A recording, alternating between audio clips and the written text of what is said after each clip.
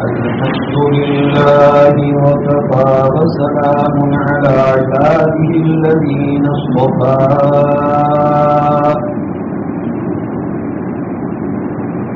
أما بعد فأعوذ بالله من الشيطان الرجيم بسم الله الرحمن الرحيم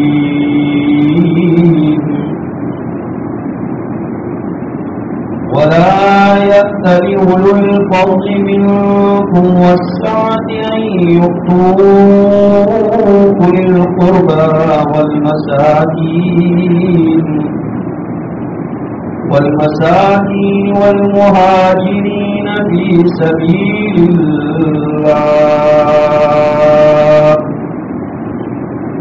ألا تحبون أن يغفر الله لكم والله غفور رحيم.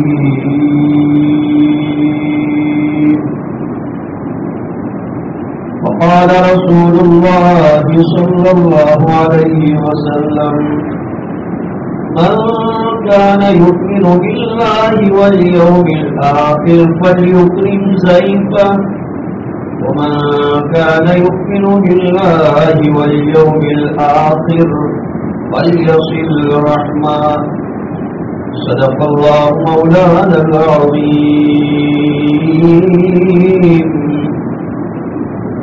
اللهم صل على مولانا محمد وبارك وسلم تسليما كثيرا كثيرا. سبحان ربك رب العزة عما يصفون وسلام على المرسلين والحمد لله رب العالمين.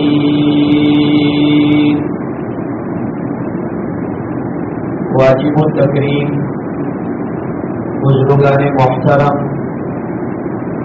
اور نوجوان دینی بھائیوں، اللہ سبحانہ و تعالی نے دنیا میں رشتے بنائے ہیں، یہ اللہ کی بہت بڑی نعمت ہے۔ ماں باپ کا رشتہ، بھائی بہن کا رشتہ، ہسبینڈ وائف کا رشتہ اور خالہ ماموں چاچا چاچی، یہ سب رشتے اللہ نے سنہرے رشتے بنائے۔ ان رشتوں کی حفاظت کرنا قرآن و حدیث کی روشنی میں اسلام کی بہت بڑی تعلیم ہے۔ اسی سلسلے میں آپ حضرات کے سامنے قرآن میں ذکر کیا ہوا ایک واقعہ اور پھر اس کی روشنی سے حاصل ہونے والے اسباب اور حاصل ہونے والی نصیحتیں پیش کرنا چاہتا ہوں۔ اس سے پہلے کہ میں بات کو اور آگے بڑھاؤں، میرے وہ بھائی جو مسجد کے صحن میں ہو، وضو خانے میں ہو، سنتوں سے فارغ ہو گئے ہو، تو ان کو چاہیے کہ وہ مسجد کے جماعت خانے میں آ کر دین کی بات کو ادب و احترام سے سنیں، تاکہ آنے والے لوگوں کو سنت پڑھنے میں دقتیں نہ ہوں۔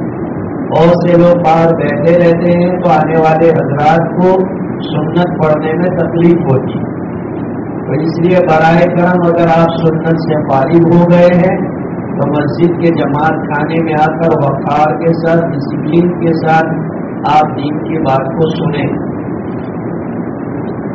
بزرگوں اور بھائیوں، میں نے آپ کے سامنے جو آیت پڑھی ہے وہ 18ویں پارے کا 9واں رکوع ہے۔ اس میں حضرت عائشہ رضی اللہ تعالی عنہا کا واقعہ ذکر کیا گیا ہے اور ان کے والد حضرت ابوبکر صدیق رضی اللہ تعالی عنہ کا واقعہ ہے۔ آپ جانتے ہیں کہ حضرت ابوبکر صدیق امت کے بہت بڑے، بہت اونچے آدمی ہیں، بہت اونچے آدمی حضرت ابوبکر صدیق رضی اللہ تعالیٰ عنہ اور حضور علیہ الصلوۃ والسلام ان کے قریبی رشتہ دار بھی ہیں اور سسر بھی ہیں۔ حضرت ابوبکر صدیق رضی اللہ تعالیٰ عنہ دنیا میں کیا مقام و مرتبہ رکھتے ہیں، وہ جو اسلامی ہسٹری کو جانتے ہیں وہ جانتے ہیں۔ اللہ کے رسول صلی اللہ علیہ وسلم کا ارشاد ہے کہ اگر ایک پلڑے میں حضرت جبریل، ایک پلڑے میں پوری امت کا ایمان ہو اور ایک پلڑے میں ابوبکر کا ایمان ہو تو ابوبکر والا پلڑا جھک جائے۔ اتنا زبردست ایمان رکھنے والے ابوبکر، ان کے متعلق میں آپ کو سنانے جا رہا ہوں۔ حضرت عائشہ رضی اللہ تعالی عنہ ان کی چہیتی بیٹی تھی۔ حضرت عائشہ رضی اللہ تعالی عنہ کا نکاح رسول اکرم صلی اللہ علیہ وسلم کے ساتھ اللہ کے حکم سے ہوا ہے۔ حضرت جبرائیل علیہ السلام ایک رومال میں حضرت عائشہ کی تصویر لے کے آئے تھے اور کہا تھا کہ یا رسول اللہ صلی اللہ علیہ وسلم، اللہ چاہتے ہیں کہ اس عورت کے ساتھ آپ نکاح کریں۔ چنانچہ حضور علیہ السلام نے حضرت عائشہ سے نکاح کیا۔ حضرت عائشہ رضی اللہ تعالیٰ عنہ بھی حضور کو دل و جان سے چاہتی تھی۔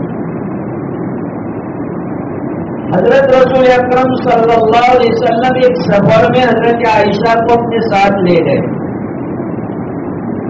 حضرت عائشہ رضی اللہ تعالیٰ عنہ پہلے زمانے میں عورتوں کو بٹھانے کے لیے ڈولی ہوتی تھی، ہودج ہوتا تھا، اس ڈولی کے اندر ان کو بٹھایا گیا۔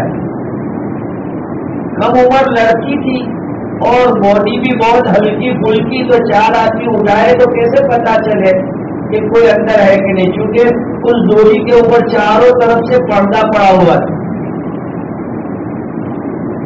ایک مقام پر پورے قافلے نے پڑاؤ ڈالا تو حضرت عائشہ اپنی ضرورت سے فارغ ہونے کے لیے، استنجا کرنے کے لیے، پہلے زمانے میں ایسے واش روم ہوتے نہیں تھے، جھاڑیوں میں جانا پڑتا تھا، درختوں کے نیچے جانا پڑتا تھا۔ حضرت عائشہ رضی اللہ تعالی عنہ وہاں گئی اور ادھر حوضت ڈولی اٹھانے والوں نے سمجھا کہ حضرت عائشہ اندر ہے، وہ بھی آگے ڈولی اٹھا کے چلے گئے۔ حضرت عائشہ جو آئی اور دیکھا کہ پورا قافلہ روانہ ہو گیا ہے، اکیلی ہے، جنگل ہے، لیکن جن عورتوں کا اللہ پر ایمان ہو، جن بھائیوں کا اللہ پر ایمان ہو، وہ کبھی حالات میں آؤٹ آف کنٹرول نہیں ہوتے۔ آؤٹ آف کنٹرول وہی آدمی ہوتا ہے جس کو اللہ تعالیٰ پر یقین نہیں ہوتا، جو اللہ کی طاقت کو، اللہ کے پاور کو جانتا ہے، وہ سمجھتا ہے کہ اللہ بندے کی جنگل میں بھی مدد کرتا ہے، آبادی میں بھی مدد کرتا ہے۔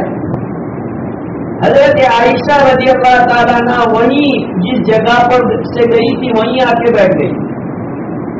یہ عقل مند عورت، ان کو معلوم ہوا کہ بھائی اگر حضور کو پتا چلے گا کہ میں ڈولی میں نہیں ہوں تو وہ ضرور مجھے تلاش کرتے ہوئے یہاں آئیں۔ حضور صلی اللہ علیہ وسلم نے ایک صحابی تھے حضرت صفوان، ان کو قافلے کے بالکل آخر میں رکھا تھا، اس سے کہ کوئی ایسا بھٹک جائے یا کوئی قافلے کی چیز رہ گئی ہو تو یہ صفوان اس کو اٹھا لے۔ حضرت صفوان دور سے اونٹ لے کے آ رہے تھے، دیکھا کہ کوئی پڑا ہوا ہے۔ حضرت عائشہ چھوٹی عمر کی تھی اور بے خوفی کے عالم میں جنگل میں بھی نیند آ گئی، آنکھ لگ گئی۔ حضرت صفوان نے دور سے دیکھا اور حضرت عائشہ کو پڑھنے کی آیت اترنے سے پہلے دیکھ رکھا تھا، دیکھتے ہی سمجھ گئے کہ یہ تو ہماری ماں ہے۔ فوراً زور سے پڑھا انا للہ و انا الیہ راجعون، اور یہ کہہ کر اونٹ کو بٹھایا اور اونٹ کو بٹھا کے جو ہے حضرت عائشہ کو اس پر بٹھایا اور خود نقیل پکڑ کے چلنے لگے۔ لیکن جو لوگ ایشو بنانا چاہتے ہیں، جو لوگ کسی کی عیبوں کو تلاشتے رہتے ہیں، بدنام کرنا چاہتے ہیں، وہ لوگوں کے ویک پوائنٹ تلاش کرتے ہیں۔ مدینہ میں بھی عبداللہ ابن ابی نام کا ایک منافق آدمی تھا جو اہل بیت کا اور اللہ کے رسول صلی اللہ علیہ وسلم کے گھرانے کا بڑا دشمن، مسلمانوں کا دشمن۔ اس کو یہ پوائنٹ ہاتھ آ گیا، اس نے مدینہ میں اور پورے لشکر میں بات آؤٹ کر دی کہ صفوان کا اور نعوذ باللہ حضرت عائشہ کا افیئر ہے۔ اتنی خطرناک تہمت ہے، کیونکہ یہ جیسی ویسی نہیں، امت کی ماں ہے۔ حضور علیہ السلام کی چہیتی جوزے محترمہ حضرت ابوبکر صدیق کی بیٹی، حضرت ابوبکر صدیق کا ایک رشتہ دار تھا جس کا نام تھا مصباح۔ یہ رشتہ دار غریب تھا، حضرت ابوبکر ان کی بہت ہیلپ کرتے، کیونکہ حضرت ابوبکر کو اللہ پاک نے بہت دیا ہے، اسلام سے پہلے بھی اور اسلام کے بعد بھی۔ تو اپنے رشتہ دار ہونے کے اعتبار سے حضرت ابوبکر ان کی بہت مدد کرتے تھے۔ انسان کو اللہ پاک نے فیلنگ رکھنے والا بنایا ہے، اس کے اندر ایک جذبات ہوتے ہیں۔ انسان کے جذبات سے خالی نہیں ہے، کوئی آٹومیٹکلی مشین نہیں ہے کہ اس کو جو ہے کسی چیز کا احساس نہ ہو۔ باپ ہے اور چہیتی بیٹی ہے، اس پر کوئی تہمت لگائے اور پھر اپنا قریبی رشتہ دار جس کا گزارا بسرا ہی حضرت ابوبکر کی ہیلپ پہ ہو رہا تھا، غصے میں آ کے قسم کھا لی کہ 1 روپیہ نہیں دوں گا، 1 روپیہ نہیں دوں گا۔ میرے آپ کے لیے میں نے یہ واقعہ سنایا ہے کہ ہماری فیملی میٹر میں، ہمارے فیملی میں ایسے بہت واقعے ہوتے ہیں۔ ہمارے ساتھ کوئی برا کرتا ہے، مس بیو کرتا ہے، تو ہم جو ہے قسم کھا لیتے غصے میں آ کے، اور کبھی ایسی قسمیں کھا لیتے ہیں جو بالکل نامناسب، وہ سارا جنازہ میں نہیں آؤ۔ حالانکہ اس طرح کی قسمیں کھانا یہ اسلام کے خلاف ہے۔ جنازہ تو دشمن کا بھی ہو تو آدمی کو اندر حاضری دینی چاہیے۔ حضرت ابوبکر صدیق رضی اللہ تعالیٰ عنہ نے قسم کھائی کہ ہر 1 روپیہ نہیں دوں گا۔ یہ تو جذبات سے تھے، اس لیے انہوں نے یہ قسم کھائی۔ لیکن اللہ پاک جس جماعت کو قیامت تک کے لیے آئیڈیل بنانے والے تھے، اس جماعت کے صفے اول کے آدمی، پہلے نمبر کے آدمی، ان کے اخلاق ایسے ہوں اللہ گوارا نہیں کرتے تھے۔ اس سے اللہ نے یہ آیت اتاری جو میں نے پڑھی، وَلَا يَأْتَلِ أُولُو الْفَضْلِ مِنكُمْ وَالسَّعَةِ أَن يُؤْتُوا أُولِي الْقُرْبَىٰ والمساكين والمهاجرين في سبيل الله وليعفوا وليصفحوا۔ اللہ فرماتے بڑے دل والے ایسی چھوٹی سمجھ کے نہیں ہوا کرتے، جو اللہ سے محبت رکھنے والا ہوتا ہے ان کا دل تو دریا ہوتا ہے۔ ابوبکر تم اپنی دریا دلی کا ثبوت دو، ایسی قسم مت کھاؤ، اپنی قسم کا کفارہ دے دو، اور جس نے تمہاری بیٹی کے اوپر تہمت لگائی ہے اسے معاف کر دو۔ کیا تم نہیں چاہتے کہ تم کسی کے قصور کو معاف کرو گے تو اللہ بھی تمہارے قصور کو معاف کرے گا؟ حضرت ابوبکر نے فرمایا کیوں نہیں باری تعالیٰ، میں تو چاہتا ہوں کہ تم میرے قصوروں کو معاف کرے۔ اللہ نے فرمایا ابوبکر پھر اپنے قصوروار کو معاف کرو۔ جانتے ہو ابوبکر صدیق رضی اللہ تعالیٰ عنہ نے قسم کا کفارہ دیا اور پھر اپنی دریا دلی کا ثبوت دیا کہ آؤ آج میں قیامت تک کے لیے مثال قائم کرتا ہوں، قیامت تک کے لیے آئیڈیل قائم کرتا ہوں کہ کوئی اپنی بیٹی پر تہمت لگائے، ابوبکر سے سبق حاصل کرے۔ ابوبکر صدیق رضی اللہ تعالیٰ عنہ نے جو رقم جو حیض کے لیے جو مدد کیا کرتے تھے اس کا ڈبل کر دیا، جو دیتے تھے اس کا ڈبل کر دیا اور اپنا جذبات دکھایا کہ دیکھو. تو غصے میں انسان آتا ہے، کوئی اور اسٹیپ لے لیتا ہے، لیکن جب اللہ کا حکم آیا تو حضرت ابوبکر صدیق رضی اللہ تعالیٰ عنہ نے وہ مدد جو کیا کرتے تھے وہ ڈبل کر دی. وہ ان کے قریبی رشتے دار. آج میرا اور آپ کا کیا حال ہے؟ ہمارے رشتے دار میں کوئی ہمارے خلاف بات کرے، مجالے کے ایک فنکشن میں ہم دونوں جمع ہو جائیں، جس شادی میں وہ آئے گا میں نہیں آؤں گا. آدمی یہ کہتا ہے کہ بھائی تارا اینی آتے تعلق آپ کو تو مارا آتے نہیں، مارا کر آپ کو تو اینی آتا نہیں. ارے تیسرے آدمی کو تم کیوں انوالو کرتے ہو؟ تمہاری دشمنی میں اس کو بھی انوالو کرتے ہو. سنو میرے مسلمان بھائیوں، اللہ کا قرآن کہتا ہے وَيَقْطَعُونَ مَا أَمَرَ اللَّهُ بِهِ أَن يُوصَلَ وَيُفْسِدُونَ فِي الْأَرْضِ أُولَٰئِكَ لَهُمُ اللَّعْنَةُ وَلَهُمْ سُوءُ الدَّارِ. اللہ کا قرآن کہتا ہے جس گھر میں قطع رحمی ہو، جس گھر میں قطع تعلق ہو، جس گھر میں انبن ہو، اس گھر میں اللہ کی لعنتیں اترتی ہے. اب بتاؤ، جس گھر میں اللہ کی لعنتیں اتر رہی ہو تم کتنا کماؤ کتنا کماؤ، کہتا ہے مولوی صاحب بس ہر مہینے دوا خانہ کوئی نہ کوئی میٹر بنتی رہتی ہے. گھر میں کوئی میٹر، بزنس میں کوئی میٹر، فرینڈ سرکل میں کوئی میٹر، کہیں نہ کہیں میں تو ایسا ہی رہتا ہوں. تو چیک کرو کہ کچھ نہ کچھ گڑبڑی ہو رہی ہے، کہیں نہ کہیں گڑبڑی ہو رہی ہے. حضرت مولانا سید ابو الحسن علی ندوی رحمت اللہ علیہ، اللہ ان کی قبروں کو نور سے منور فرمائے، سب کہہ دو رحمت اللہ علیہ. بہت بڑے درجے کے آدمی تھے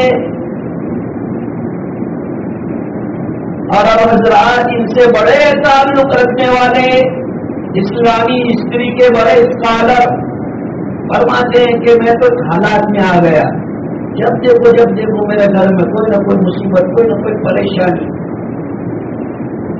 تو میں سوچتا تھا کہ یار آخر مجھ سے کیا ہو گیا ہے ایسا کہ اللہ پاک مجھ سے اتنے ناراض ہو گئے ہیں.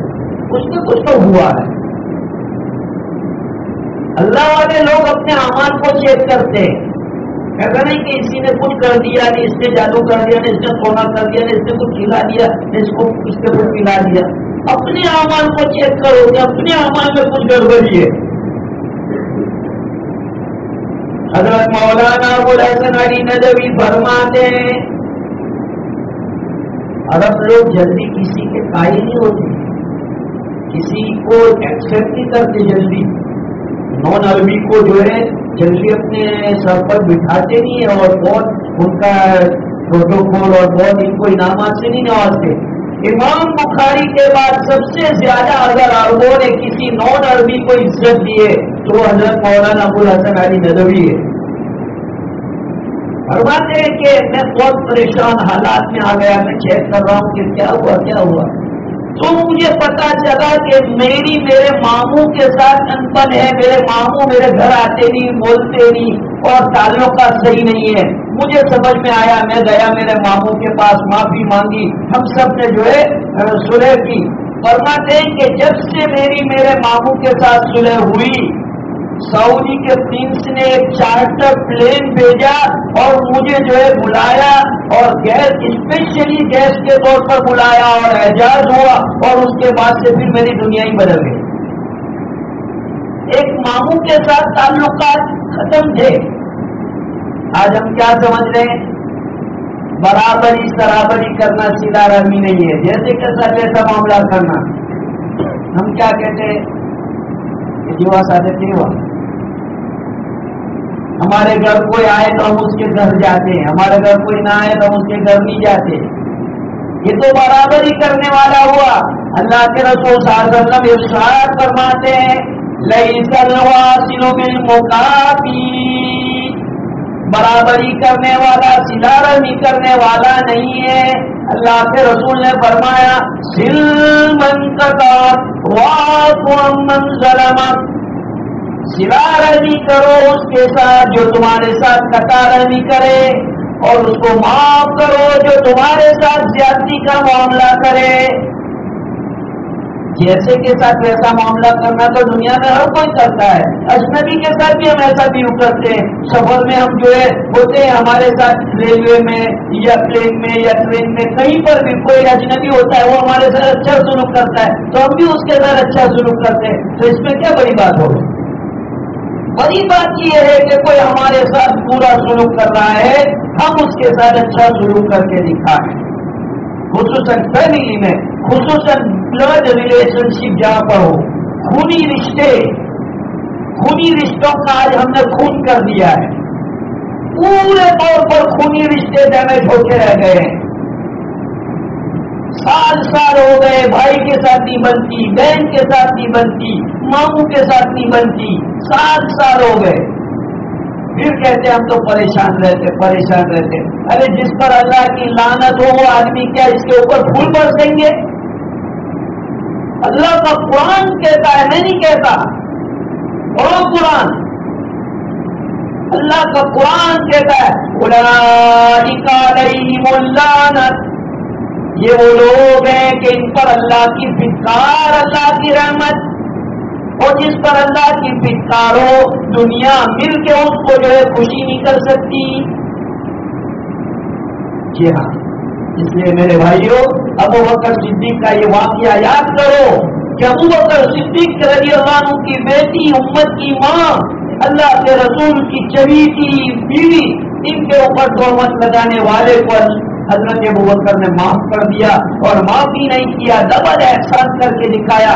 آج میرے خلاف میری فیملی میں کچھ بول دے تو میں کسی فنکشن میں جانے کے لیے تیار نہیں, اس کے گھر جانے کے لیے تیار نہیں. ارے بھائی اس نے کچھ بول دیا تو کیا ہوا؟ اس کا دل چھوٹا ہے, اس کا دماغ چھوٹا ہے, اس کی عقل چھوٹی ہے. تم کیوں اس طرح بلیو کرتے ہو؟ تم اپنی دریا دلی دکھاؤ, تم اپنی ویژن کو جو ہے پازیٹو بناؤ. آج ہم نے ہماری سوچ, ہماری ویژن جو ہے وہ بالکل غلط بنا دی ہے. میرے بھائیوں ایک بات یاد رکھو, میں بارہا کہتا ہوں, فیملی بنانی ہے تو آپ کو اپنا ویژن چینج کرنا پڑے گا. آپ کو نیگیٹو اینگل سے باہر آنا پڑے گا, پازیٹو اینگل کو آپ کو اختیار کرنا پڑے گا. پازیٹو سوچ کے ساتھ اگر آپ فیملی میں چلیں گے تو رشتے نبھیں گے. رشتے اور پودے ایک طرح کے ہیں. پودے کو پانی دو تو پودے کھلتے ہیں, بڑے ہوتے ہیں. اگر پانی دینا چھوڑ دو تو وہ مرجھا جاتے ہیں, سوکھ جاتے ہیں. یہی حال رشتوں کا ہے. اگر رشتے ناطے ملتے رہے, ملاتے رہے, زیارتیں ہوتی رہی, ملاقاتیں ہوتی رہی تو وہ بڑھتا ہے. اور اگر عید تو عید جاتے ہیں تو پھر اس میں کوئی برکت نہیں.